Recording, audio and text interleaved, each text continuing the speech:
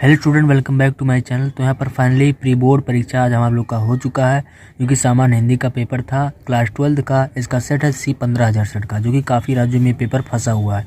तो इस पेपर का फुल सोल्यूशन इस वीडियो के माध्यम से बताया जाएगा, तो वीडियो को शुरू से लेकर लास्ट तक देखिएगा। 100 नंबर इसमें पूर्णांक है, 3 घंटे 15 मिनट का समय दिया जाता है, ठीक है। और इसका चलिए निर्देश पढ़ के डायरेक्ट क्वेश्चन पेपर को सॉल्व करते हैं। आज ही ये लेटेस्ट पेपर हम लोग का हुआ प्री बोर्ड का हिंदी, सामान्य हिंदी का। तो इस पेपर का फुल सोल्यूशन इस वीडियो के माध्यम से बताया जाएगा। सबसे पहले निर्देश पढ़ते हैं। प्रारंभ 15 मिनट परीक्षार्थियों को प्रश्न पत्र पढ़ने के लिए निर्धारित है। यह प्रश्न पत्र 2 खंडों में विभाजित है। खंड का में विभाजित है। दोनों खंडों में प्रश्नों के उत्तर देना अनिवार्य है। सबसे पहले खंड का देख लेते हैं। खंड का में सबसे पहला बहुविकल्पीय क्वेश्चन दिया गया है। पहले का जीवन दर्शन के रचनाकार हैं। जीवन दर्शन के रचनाकार कौन है? महावीर प्रसाद द्विवेदी, राय कृष्णदास, डॉक्टर संपूर्णानंद, रामवृक्ष बेनीपुरी। थर्ड वाला ऑप्शन जो लगाए होंगे टिक, उसका करेक्ट ऑप्शन हो जाएगा डॉक्टर संपूर्णानंद। इसका करेक्ट ऑप्शन तीसरा वाला हो जाएगा, ठीक है।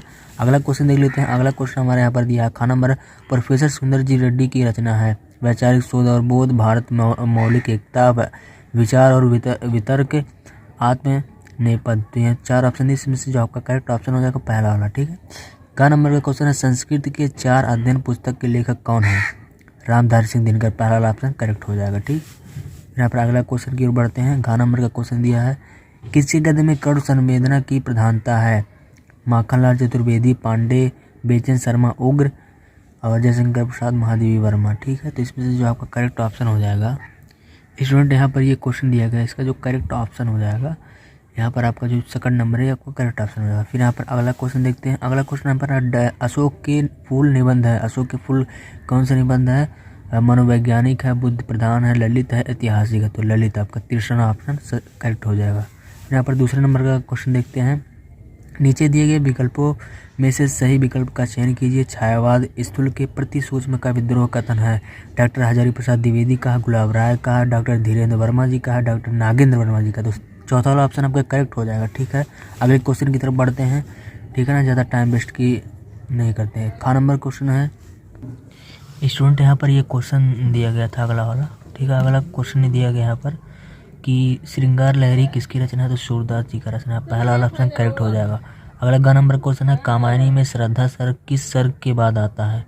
तो आपका जो थर्ड ऑप्शन है काम सर्ग के बाद आता है, ठीक है। रीतिबद्ध काव्यधारा के कवि कौन है? तो घनानंद जी हैं। चौथा वाला ऑप्शन करेक्ट हो जाएगा। फिर यहाँ पर प्रयोगवाद के प्रवर्तक कौन है? निराला, अज्ञेय, मैथिली शरण गुप्त, जगन्नाथ रत्नाकर। तो इस प्रयोगवादी के कवि कौन है? मैथिली शरण गुप्त जी हैं, ठीक है। इसका चलिए अगला क्वेश्चन देख लेते हैं हम यहाँ पर। स्टूडेंट, यहाँ पर हम दूसरे पेज में आ चुके हैं। तो दूसरे पेज में यहाँ तीसरा नंबर का क्वेश्चन दिया है। निम्नलिखित गद्यांश पर आधारित प्रश्नों के उत्तर दीजिए, जो कि 10 नंबर का क्वेश्चन, जो कि आपको पता होगा क्वेश्चन पूछा जाता है, ठीक।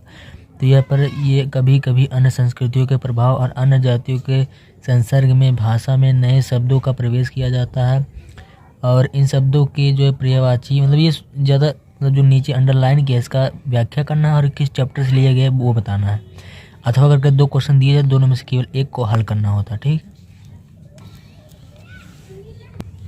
स्टूडेंट, यहाँ पर चौथे नंबर का देखिए क्वेश्चन है। निम्नलिखित पद्यांश पर आधारित प्रश्नों के उत्तर दीजिए। नहीं, जो पद से मतलब आपका जो है अंश, मतलब जो अंडरलाइन दिया है उसका व्याख्या करना है, और इसके संदर्भ लिखना है, इसका चैप्टर किस चैप्टर से है, और इसके कवि कौन है बताना है। आपको 10 नंबर मिल जाएगा, ठीक है। तो ये आपको समझ रहे होंगे। ये सारे क्वेश्चन दिए, इसका उत्तर देना, बस इसी में से आपको मिल जाएगा। आपको अच्छे से पढ़ना है, समझना है किस चैप्टर से किसने लिखा है, बस आपको 10 नंबर मिल जाएगा। अगले पेज में चलते हैं स्टूडेंट, यहाँ पर 5वें नंबर का क्वेश्चन है। 5वें का निम्नलिखित में से किसी एक लेखक का साहित्यिक परिचय देते हुए उनकी प्रमुख रचनाओं का वर्णन कीजिए।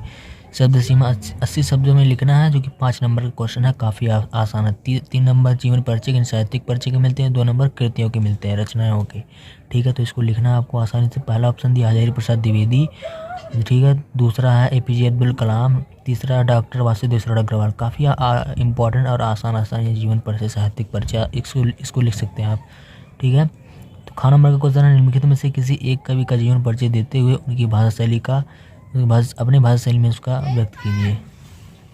स्टूडेंट, यहाँ पर ये क्वेश्चन दिया गया था, जो कि ख नंबर है। निम्नलिखित में से किसी एक कवि का जीवन परिचय दे, उसकी भाषा शैली में, अपने भाषा शैली में उसका कृतियाँ भी लिख सकते हैं। 80 शब्द में लिखना है। रामधारी सिंह दिनकर पहला है, सचिदानंद हीरानंद वात्स्या दिया गया है, तीसरा अवधेश सिंह उपाध्याय, ठीक है। 6वां नंबर का क्वेश्चन है। बहादुर कहानी का नायक दिल बहादुर का चरित्र चित्रण कीजिए और 80 शब्दों में लिखना। अथवा करके दिया है ध्रुव यात्रा कहानी के नायिका उर्मिला का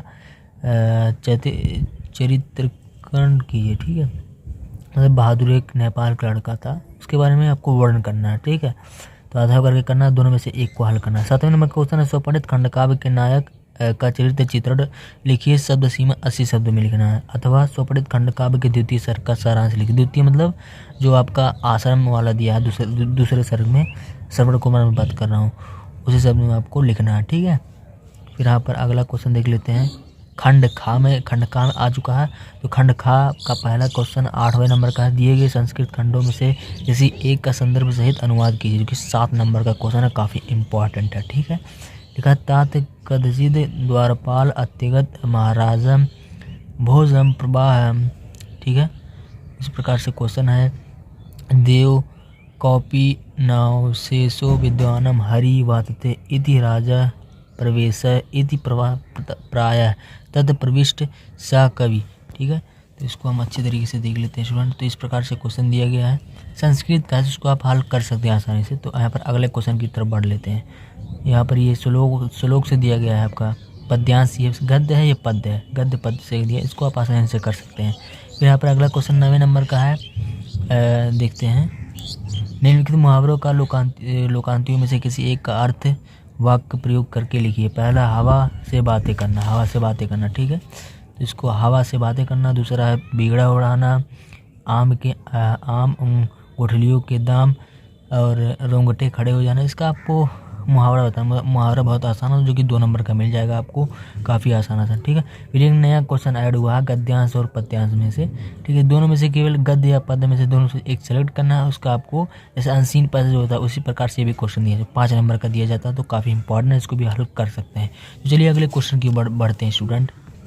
यहाँ पर हम चौथे पेज में आ चुके हैं। तो यहाँ पर दिया गया है यही, मतलब वही गद्यांश पद्यांश दिया गया, तो इसको आप हल कर सकते हैं। तो अगले क्वेश्चन की ओर बढ़ लेते हैं, जो कि 11वें नंबर का क्वेश्चन है। निम्नलिखित शब्द युग्मों का सही अर्थ का चयन करके लिए। कच और कच, इसका सही चयन क्या होगा। फिर अगला ग्रह, इसका सही अर्थ क्या होगा। फिर खा नंबर है निम्नलिखित शब्दों में से किसी एक के शब्द अर्थ लिखिए। तो इसमें से तीनों में है, तीनों में से एक को आपको सेलेक्ट करना है, उसका आपको शब्द अर्थ लिखना है। ठीक है, फिर यहाँ पर अगला गा नंबर है। निम्नलिखित वाक्यांशों में से वाक्यांशों के लिए एक सही शब्द का चयन करके लिखिए। जिसकी इच्छाएं बहुत तेजी से है, माननीय, अनंत, इच्छुकी।